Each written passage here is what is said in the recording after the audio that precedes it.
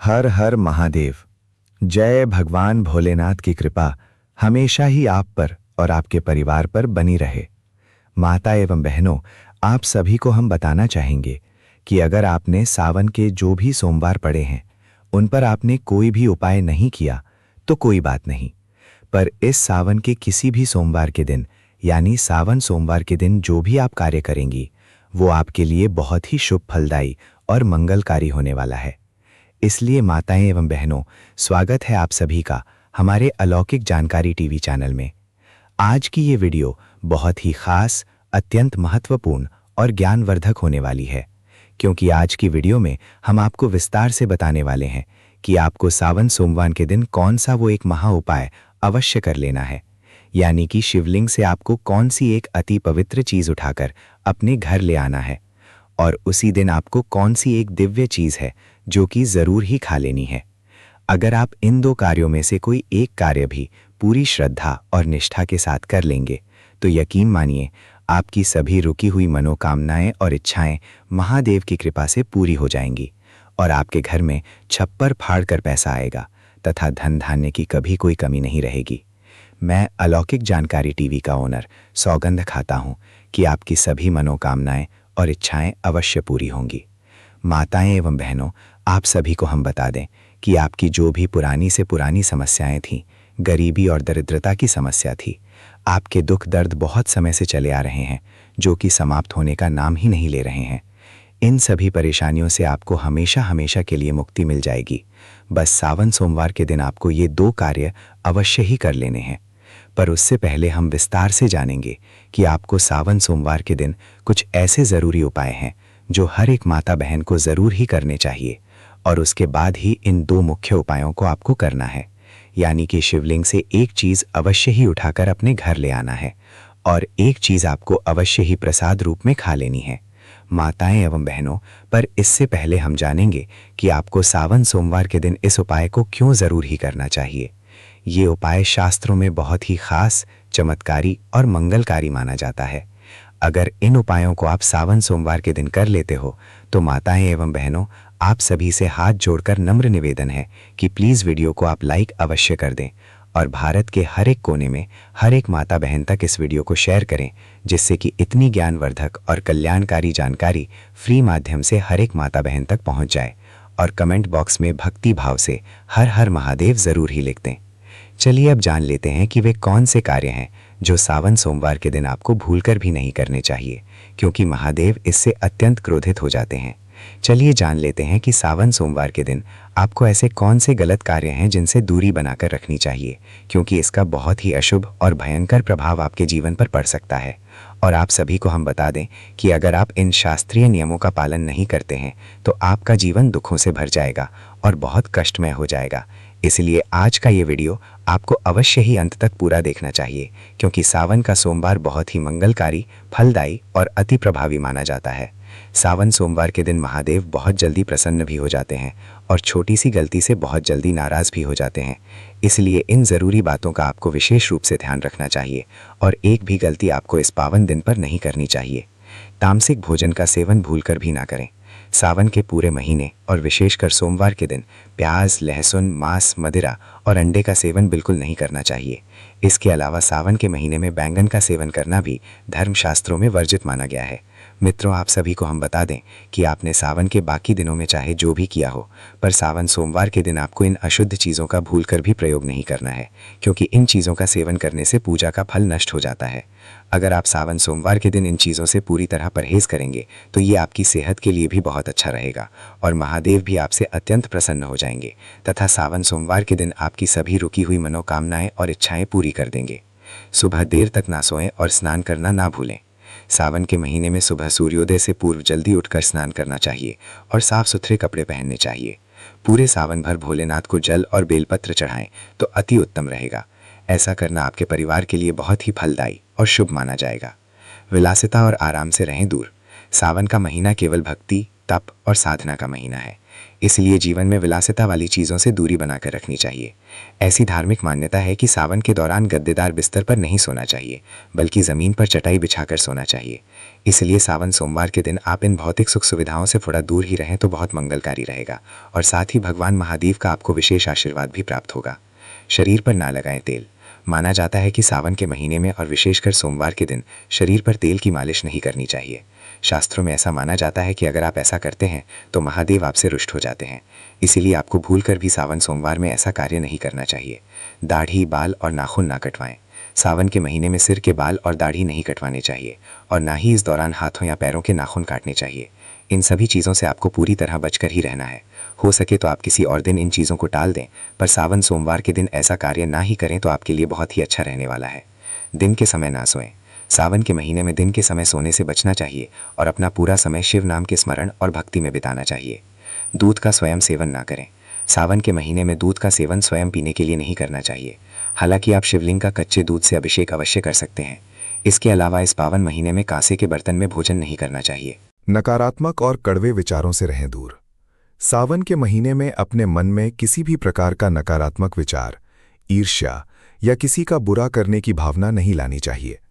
अगर आप शिवजी का पूर्ण आशीर्वाद पाना चाहते हैं तो इस महीने में अपने माता पिता, बड़े बुजुर्गों और गुरुओं का दिल से सम्मान जरूर करें।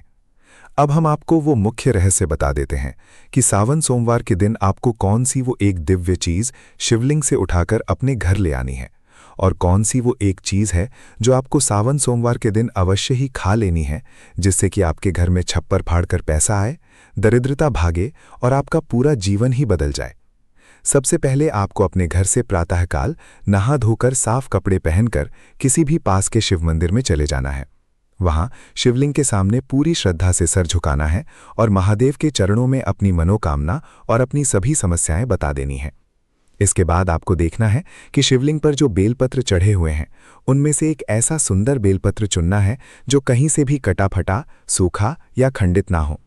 उस बेलपत्र का एक छोटा सा टुकड़ा महादेव का ध्यान करते हुए और अपनी मनोकामना मन ही मन दोहराते हुए प्रसाद स्वरूप खा लेना है। ऐसा माना जाता है जो भी भक्त इस उपाय को करता है उसकी जन्म जन्मांतर की गरीबी और दरिद्रता समाप्त हो जाती है तथा भयंकर से भयंकर दुख दर्द का नाश हो जाता है। इसके बाद शिवलिंग पर चढ़ा हुआ एक पूजित कनेर का पीला फूल या एक पवित्र बेलपत्र उठाकर अत्यंत सम्मानपूर्वक अपने साथ घर ले आना है। लेकिन ध्यान रहे कि इसे ऐसे ही साधारण तरीके से नहीं उठाना है, बल्कि इसे शिवलिंग से उठाते समय और फिर अपने घर लाकर पूजा स्थान में स्थापित करते समय एक विशेष गुप्त मंत्र का जाप अवश्य करना है। वह महामंत्र इस प्रकार है: ऐ योम त्र्यंबकम यजामहे सुगंधिम पुष्टिवर्धनम उर्वा रुक्मिव बंधना मृत्योर्मुक्षीये मामृतात्। यानी त्र्यंबकम यजामहे सुगंधिम पुष्टिवर्धनम पूर्वा रुक्मिव बंधना मृत्योर्मुक्षीये मामृतात्। इस महामृत्युंजय मंत्र का स्पष्ट उच्चारण और जाप करते हुए जब आप इस अति पवित्र चीज को अपने घर के पूजा मंदिर या तिजोरी में रख देंगे तो आपके घर की समस्त दरिद्रता दूर हो जाएगी। आपके बंद पड़े भाग्य के ताले खुल जाएंगे और महादेव तथा माता लक्ष्मी की कृपा से छप्पर फाड़कर असीम धन संपदा का आगमन होने लगेगा। इसलिए माताएं एवं बहनों, आप सभी से हाथ जोड़कर पुनः निवेदन है कि इस वीडियो को आप ज्यादा से ज्यादा शेयर करें और भारत के हर एक कोने में हर एक माता बहन और भाई बहन तक पहुंचाएं, जिससे कि इतनी अनमोल और ज्ञानवर्धक जानकारी बिना किसी शुल्क के बिल्कुल फ्री माध्यम से आप सभी तक पहुंच सके। इसलिए इस वीडियो को ज्यादा से ज्यादा शेयर करें, अपने दोस्तों और रिश्तेदारों को भेजें और कमेंट बॉक्स में भक्ति भाव से हर हर महादेव जरूर ही लिख दें। जितनी ज्ञानवर्धक और प्रामाणिक जानकारी हमने आपको इस वीडियो में बताई है, सावन सोमवार के इस परम पावन व्रत और महा उपायों की महिमा केवल एक दिन या एक सरल नियम तक सीमित नहीं है, बल्कि शिव पुराण और प्राचीन शास्त्रों में इसके पीछे का संपूर्ण विधान, रहस्य और सूक्ष्म आध्यात्मिक प्रभाव विस्तार से वर्णित किया गया है। जब कोई भक्त सावन के पवित्र सोमवार को भगवान भोलेनाथ के प्रांगण में उपस्थित होकर पूर्ण श्रद्धा, निश्चल भाव और शास्त्रोक्त नियमों के साथ पूजन अर्चन करता है तो उसके जीवन के समस्त संचित पाप, जन्म जन्मांतर की दरिद्रता और गृह क्लेश तत्काल प्रभाव से भस्म हो जाते हैं। भगवान शिव को आशुतोष कहा जाता है, जिसका अर्थ है जो अत्यंत शीघ्र प्रसन्न हो जाते हैं। अन्य देवी देवताओं की उपासना में जहां कठिन यज्ञ, कठोर नियमों और मंत्र तंत्र के गूढ़ विधानों की आवश्यकता होती है, वहीं महादेव केवल एक लोटा शुद्ध जल और एक शमी पत्र या बेलपत्र से ही प्रसन्न होकर अपने भक्त को अभयदान प्रदान कर देते हैं। परंतु जब बात सावन सोमवार की आती है तो इस महीने में ब्रह्मांडीय ऊर्जा और शिव तत्व का प्राकट्य चरमोत्कर्ष पर होता है। सावन का पूरा महीना भगवान शिव और आद्या शक्ति माता पार्वती के अलौकिक मिलन, सृष्टि के पुनरुद्धार और आध्यात्मिक ऊर्जा के नवीनीकरण का काल माना गया है। पौराणिक कथाओं के अनुसार जब देवताओं और दैत्यों के बीच समुद्र मंथन हुआ था, तब उसमें से निकले कालकूट विष की ज्वाला से संपूर्ण ब्रह्मांड जलने लगा था। समस्त देवगण, ऋषि मुनि और प्राणी अपनी रक्षा के लिए भगवान शिव की शरण में पहुंचे थे। उस विकट परिस्थिति में संसार की रक्षा हेतु महादेव ने उस तीव्र विष का पान कर लिया और उसे अपने कंठ में धारण कर लिया, जिससे उनका कंठ नीला पड़ गया और वे नीलकंठ कहलाए। विष की प्रचंड उष्णता और ताप को शांत करने के लिए सभी देवताओं ने भगवान शिव पर जल अर्पित किया, शीतल औषधियां, बेलपत्र, भांग और दुग्धाभिषेक किया। ये संपूर्ण घटनाक्रम सावन के महीने में ही घटित हुआ था। इसीलिए सावन सोमवार को शिवलिंग पर जल और बेलपत्र चढ़ाने का विशेष महत्व है, क्योंकि ऐसा करने से महादेव के हृदय को शीतलता प्राप्त होती है और वे प्रसन्न होकर भक्त की झोली खुशियों से भर देते हैं। माताएं एवं बहनों, यदि आप सावन सोमवार के व्रत और पूजन का पूर्ण फल प्राप्त करना चाहती हैं, तो आपको इसके संपूर्ण विधान, पूजन सामग्री, अभिषेक के विभिन्न द्रव्यों के रहस्य और शास्त्रों में बताए गए कठोर नियमों का गहराई से ज्ञान होना अति आवश्यक है। आइए सबसे पहले जानते हैं कि सावन सोमवार के दिन घर से लेकर मंदिर तक की पूजा किस प्रकार संपन्न करनी चाहिए। सावन सोमवार के दिन प्रातःकाल ब्रह्म मुहूर्त सूर्य निकलने से पूर्व उठना अत्यंत शुभ माना जाता है। ब्रह्म मुहूर्त में उठकर सर्वप्रथम अपनी हथेलियों के दर्शन करते हुए करावसते लक्ष्मी मंत्र का जाप करें और फिर धरती माता को स्पर्श करके प्रणाम करें। इसके पश्चात नित्य कर्मों से निवृत्त होकर जल में गंगा जल या किसी पवित्र नदी का जल मिलाकर स्नान करें। स्नान के उपरांत स्वच्छ, बिना सिले या अशुद्ध वस्त्र पहने। पूजा के लिए लाल, पीले, सफेद या हरे रंग के वस्त्र सर्वोत्तम माने जाते हैं, जबकि काले या गहरे नीले रंग के वस्त्रों से पूरी तरह परहेज करना चाहिए। स्नान के पश्चात अपने घर के मंदिर में दीप प्रज्वलित करें और सावन सोमवार के व्रत एवं पूजन का संकल्प लें। संकल्प लेते समय हाथ में थोड़ा सा जल, अक्षत और पुष्प लेकर कहें, हे देवों के देव महादेव, आज मैं आपके सावन सोमवार के पावन व्रत और पूजन का संकल्प लेती हूँ। मेरी पूजा को स्वीकार करें और मेरे परिवार पर अपनी कृपा बनाए रखें। इसके पश्चात जल को धरती पर छोड़ दें। अब घर के मंदिर से पूजन सामग्री की थाली तैयार करें। शिव पूजन में प्रयुक्त होने वाली मुख्य सामग्रियों में शुद्ध जल, गंगा जल, कच्चा गाय का दूध, दही, शुद्ध देसी घी, शहद, शक्कर, पंचामृत हेतु अक्षत, अखंडित चावल, रोली, चंदन, सफेद या पीला चंदन, कलावा, मौली, दूरवा, बेलपत्र बिना कटा फटा 3 पत्तियों वाला, शमीपत्र, भांग, धतूरा, आग के फूल, मदार के पुष्प, कनेर का पीला फूल, सफेद चंदन का इत्र, धूप, गाय के घी का दीपक, कपूर और नैवेद्य, फल, पेड़ा या पंचमेवा अवश्य शामिल करें। ध्यान रहे कि अक्षत का एक भी दाना टूटा हुआ नहीं होना चाहिए, क्योंकि महादेव को केवल अक्षत यानी अखंडित चावल ही स्वीकार्य होते हैं। पूजा सामग्री तैयार करने के पश्चात शिव मंदिर की ओर प्रस्थान करें। मंदिर प्रवेश करते समय मन ही मन ऐ नमः शिवाय या हर हर महादेव का निरंतर जाप करते रहें।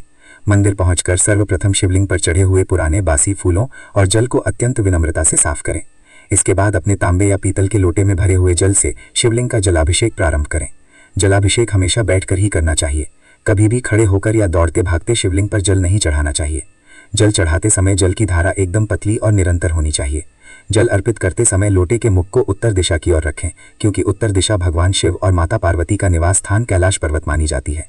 जलाभिषेक के पश्चात यदि आप मनोकामना पूर्ति हेतु विशेष अभिषेक करना चाहते हैं, तो शास्त्रों में भिन्न भिन्न द्रव्यों से अभिषेक करने का अलग अलग फल बताया गया है। 1. शुद्ध जल व गंगा जल से अभिषेक। यदि जीवन में मानसिक अशांति, तनाव, गृह क्लेश या अज्ञात भय बना रहता है, तो केवल गंगा जल मिश्रित शुद्ध जल से अभिषेक करने से मन को अपार शांति और स्थिरता मिलती है। 2. कच्चे दूध से अभिषेक। यदि परिवार में कोई सदस्य लंबे समय से बीमार है, स्वास्थ्य संबंधी गंभीर समस्याएं समाप्त नहीं हो रही हैं या संतान प्राप्ति की मनोकामना है, तो सावन सोमवार को गाय के कच्चे दूध से शिवलिंग का अभिषेक करना अचूक माना गया है। 3. शहद से अभिषेक। यदि वाणी में दोष है, समाज में मान सम्मान की कमी है या बिजनेस में लगातार घाटा हो रहा है, तो शिवलिंग पर शहद अर्पित करने से वाणी में मधुरता आती है और व्यापारिक बाधाएं दूर होती हैं। 4. पंचामृत से अभिषेक। दूध, दही, घी, शहद और शक्कर को मिलाकर बनाए गए पंचामृत से अभिषेक करने पर जीवन के सभी पापों का क्षय होता है और व्यक्ति को आरोग्य, ऐश्वर्य तथा मोक्ष की प्राप्ति होती है। 5. गन्ने के रस से अभिषेक। यदि आप भारी कर्ज के बोझ तले दबे हुए हैं, आय के सभी साधन बंद हो चुके हैं और आर्थिक तंगी पीछा नहीं छोड़ रही है, तो सावन सोमवार को गन्ने के रस से शिवलिंग का अभिषेक करने पर माता लक्ष्मी का स्थायी वास होता है और छप्पर फाड़कर धन की प्राप्ति होती है। 6. शुद्ध देसी घी से अभिषेक। शारीरिक कमजोरी, वंश वृद्धि में आ रही रुकावटों और अकाल मृत्यु के भय को समाप्त करने के लिए शिवलिंग पर गाय का शुद्ध देसी घी अर्पित करना बेहद शुभ माना गया है। अभिषेक संपन्न करने के उपरांत शिवलिंग को शुद्ध जल से पुनः धोकर स्वच्छ वस्त्र से पोंछें और फिर सफेद या पीले चंदन से शिवलिंग पर सुंदर त्रिपुंड बनाएं। त्रिपुंड की 3 रेखाएं शिव के 3 नेत्रों, 3 गुणों, सत्व, रज, तम और तीनों लोकों का प्रतीक मानी जाती हैं। त्रिपुंड लगाने के पश्चात रोली और अक्षत अर्पित करें। इसके बाद भगवान शिव की अति प्रिय वस्तुओं को अर्पित करने का क्रम शुरू होता है। सबसे पहले 11, 21 या 108 बेलपत्र चढ़ाएं। बेलपत्र अर्पित करते समय इस बात का विशेष ध्यान रखें कि बेलपत्र की चिकनी सतह शिवलिंग को स्पर्श करनी चाहिए और बेलपत्र की डंडी का मुख उस ओर होना चाहिए जिस ओर जलाधारी का जल बहता है। बेलपत्र चढ़ाते समय ऐ नमः शिवाय मंत्र का उच्चारण अवश्य करें। इसके बाद शमी पत्र चढ़ाएं, जो कि शनि दोष और सभी प्रकार की बाधाओं को नष्ट करने वाला माना गया है। फिर धतूरा, भांग, आग के फूल और कनेर के पीले फूल अर्पित करें। कनेर का फूल महादेव को अत्यंत प्रिय है और माना जाता है कि सावन सोमवार को एक कनेर का फूल अर्पित करने से 1000 स्वर्ण मुद्राओं के दान के बराबर पुण्य प्राप्त होता है। पूजन के अंतिम चरण में भगवान शिव को फल, मिठाई या सूखे मेवे का भोग लगाएं और धूप व गाय के घी के दीपक से आरती उतारें। आरती के उपरांत कपूर जलाकर शिवलिंग के ऊपर घुमाएं और उसकी लौ को अपने हाथों से ग्रहण करके अपनी आंखों और मस्तक से लगाएं। इसके बाद शिव मंदिर की पूरी परिक्रमा कभी ना करें। शास्त्रों में शिवलिंग की आधी परिक्रमा सोमसूत्री परिक्रमा का विधान है, जहां से शिवलिंग का चढ़ाया हुआ जल बाहर की ओर बहता है, जिसे निर्मल या जलाधारी कहा जाता है। उसे कभी लांघना नहीं चाहिए। जलाधारी तक जाकर पुनः उल्टे पांव लौट आना ही पूर्ण परिक्रमा मानी जाती है। अब बात करते हैं उस रहस्यमयी और गुप्त महाउपाय की जिसके बारे में पूर्व में उल्लेख किया गया है, यानी शिवलिंग से वस्तु उठाकर घर लाने और प्रसाद ग्रहण करने का सही विधान क्या है। कई बार लोग अज्ञानतावश मंदिर से कोई भी वस्तु उठाकर ले आते हैं, जिससे उन्हें लाभ मिलने के स्थान पर दोष लग जाता है। शास्त्रों में शिवलिंग पर चढ़ी हुई किसी भी अशुद्ध या बासी वस्तु को बिना मंत्र और बिना आज्ञा के उठाना वर्जित माना गया है, जिसे चंडेश्वर का भाग कहा जाता है। परंतु यदि आप सावन सोमवार के पावन अवसर पर महादेव से प्रार्थना करके भक्ति भाव से और विशेष मंत्रों का उच्चारण करते हुए प्रसाद रूप में बेलपत्र या कनेर का फूल प्राप्त करते हैं, तो वह आपके लिए साक्षात शिव का आशीर्वाद बन जाता है। इस महाउपाय की सटीक विधि इस प्रकार है। जब आपकी पूरी पूजा आरती संपन्न हो जाए, तब शिवलिंग के समक्ष खड़े होकर हाथ जोड़ें और अपने दोनों नेत्र बंद करके महादेव से इस प्रकार प्रार्थना करें, हे त्रिनेत्रधारी, हे अनाथों के नाथ,